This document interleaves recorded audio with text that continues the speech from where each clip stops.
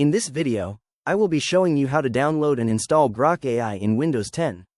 Let's get started. First, I open up my web browser and click on the address bar at the top of the screen. I type in Grok and hit enter to run a Google search.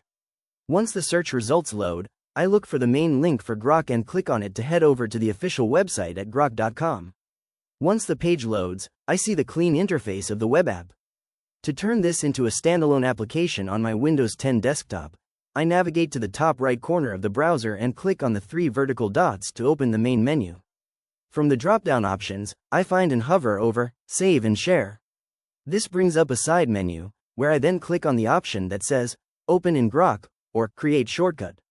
A window prompts me to confirm, and after selecting it, the page refreshes and opens up in a dedicated, distraction-free app window, which acts just like an installed desktop application. Now, let's test it out to make sure it's working properly. I click inside the prompt bar at the bottom where it says, "What's on your mind?"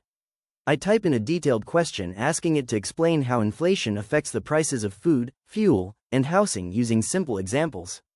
Once I finish typing out my query, I click the arrow button on the right side of the input bar to submit my request. The application starts processing the query, showing a quick, working status indicator at the top left. Within just a few seconds, it begins generating a highly detailed and beautifully structured response right on screen.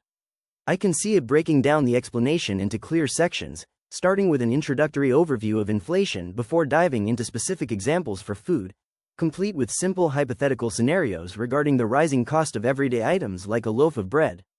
As I scroll down through the response, the layout remains incredibly smooth and easy to read.